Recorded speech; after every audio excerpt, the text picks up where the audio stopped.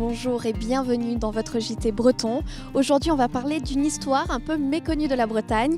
Il y a 15 millions d'années, la mer recouvrait ce terrain. Aujourd'hui, on se trouve à l'est du département des Côtes-d'Armor, à Tréfumel. Ici, une activité se déroule pendant les vacances de février, devenir paléontologue le temps d'une après-midi. Et je me trouve avec Mélanie Henry. Bonjour. Bonjour. Alors, parlez-nous un peu de cette activité. Qu'est-ce qu'il découvre ? Alors ici, le but, c'est de découvrir déjà qu'il y a 15 millions d'années, comme vous l'avez dit, on avait une mer qui était très présente. Et témoin de cette mer, aujourd'hui, on trouve encore quelques fossiles d'animaux marins. Et l'idée, c'est que chacun retrouve son petit fossile et reparte avec son fossile. On a le droit puisque maintenant les recherches ont été faites ? Oui, c'est ça. Les recherches qui ont été menées ici sont assez complètes depuis déjà un moment. Les scientifiques ne viennent plus rechercher parce qu'ils estiment qu'ils ont trouvé tout ce qu'il y avait à trouver. Et du coup, c'est vrai que maintenant, ça permet à toute personne de venir et de récupérer son petit fossile. C'est une activité qui plaît ? Qui a du succès ? Énormément. En général, c'est une activité où on est à complet assez rapidement sur les vacances. On l'a fait à toutes les petites vacances, sauf aux vacances de Noël. Mais ça nous arrive de refuser du monde sur cette activité. Donc il faut penser à réserver. C'est ça, exactement. Alors on va revenir un peu avec vous sur cette histoire et aussi sur le musée des Faluns, qui n'est pas très loin d'ici. C'est ça. Mais juste avant, je vous propose de découvrir l'actualité du jour avec les rédactions de TBO, TB Sud et du Télégramme. Un lieu au nom symbolique pour un rassemblement inédit. Ce mardi soir, comme partout en France, les Bretons se sont rassemblés pour dire « ça suffit » à l'antisémitisme. À Vannes, ils étaient 1 millier d'anonymes et de représentants de partis politiques à répondre à cet appel. Des textes de Simone Veil, Robert Badinter notamment, ont été lus. Il fallait être là parce que je crois qu'on atteint des sommets d'intolérance. Après des mois qu'on a passé à vilipender les élus, les journalistes, maintenant on s'attaque aux Juifs. Je pense qu'on est dans un moment de la Ve République extrêmement grave. J'ai entendu qu'on avait osé mettre une croix gammée sur le portrait de Simone Veil. Ça suffit à donner la nausée, c'est un acte ignominieux. Tant qu'on peut descendre, il faut descendre dans la rue et montrer qu'on est solidaire. L'antisémitisme, il en est hors de question en France, hors de question en Bretagne et à Vannes. Voilà. À Brest, là aussi, environ 1 millier de personnes s'est mobilisé sur la place de la Liberté. La représentante de la Ligue des droits de l'homme a lu un discours et une chorale a entonné Nuit et brouillard de Jean Ferrat. Dans la foule, le délégué régional du CRIF. J'en veux à personne. Je veux qu'on avance. Il est fini le temps de l'indignation, il est temps de passer à l'action. Il n'y a pas beaucoup d'actes antisémites dans notre région, et tant mieux. On est même totalement préservé. On s'entend bien justement avec les autres religions, avec les autres obédiences, et donc il n'y a pas de raison que ça ne continue pas comme ça. Très présent sur ce finistérien, les Gilets jaunes. On a ras-le-bol d'être traité de fachos, d'extrême droite, d'extrême gauche, casseurs, maintenant c'est antisémite. On est juste là pour le pouvoir d'achat et basta. Ces 2 rassemblements se sont terminés par des Marseillaises et très vite après ce moment de cohésion, des débats entre les uns et les autres sur l'actualité ont repris. Après 6 semaines de soldes, l'heure est au bilan pour les commerçants. Et il est mitigé à Brest comme à Quimper. J'ai eu des échos comme quoi des petits commerçants indépendants étaient plus près des moins 30%.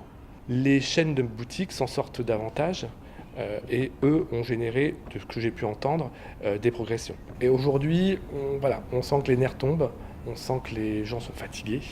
Les retours qu'on a, c'est ça, c'est des commerçants qui sont pour la plupart épuisés.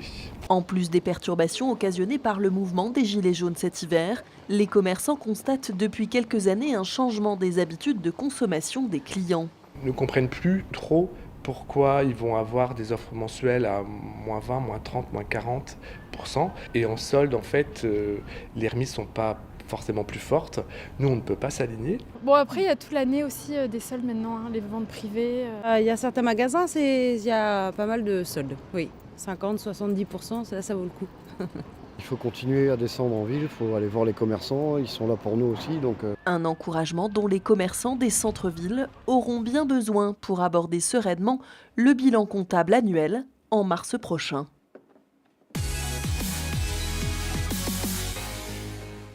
Balance ton pouls, c'est le cri de guerre d'une maman quimpéroise qui espère vaincre les terribles bêtes.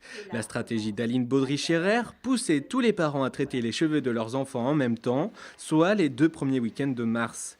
Grâce à une communication bien rodée sur les réseaux sociaux, son appel commence à avoir de l'écho au sein des écoles de Quimper et même au-delà. C'est un déménagement délicat pour Alès Braise à Morlaix. Ce mercredi, l'usine a reçu les premiers de ses 9 métiers à tisser de plusieurs tonnes chacun. Avec ces machines, la marque à la Bigouden va enfin pouvoir passer à la vitesse supérieure, elle qui les a acquises il y a déjà 4 ans, en même temps que le rachat d'une entreprise de Cholet. 9 salariés ont rejoint en plus les équipes morlaisiennes. Le pays de l'Oudéac dans les Côtes-d'Armor est décidément branché en énergie renouvelable. Après la centrale de méthanisation, c'est un parc photovoltaïque qui devrait voir le jour en 2020 à Alinoc. 6215 panneaux répartis sur 3 hectares d'une ancienne carrière pour fournir environ 2000 personnes en électricité. Après avoir gelé le projet de longues années, la société Luxel s'est décidée à lancer le chantier d'ici 6 mois. Pas de solidarité bretonne à la tête du cyclisme mondial. David Lapartien, président de l'UCI et maire de Sarzeau, a annoncé ce mercredi qu'il n'y aura pas de 23e équipe au Tour de France. Conséquence, les Bretons d'Arkea Samsic et de Vital Concept B&B Hotel vont se tirer la bourre avec les Vendéens de Direct Energy. Seules 2 invitations seront délivrées pour ces 3 équipes concurrentes.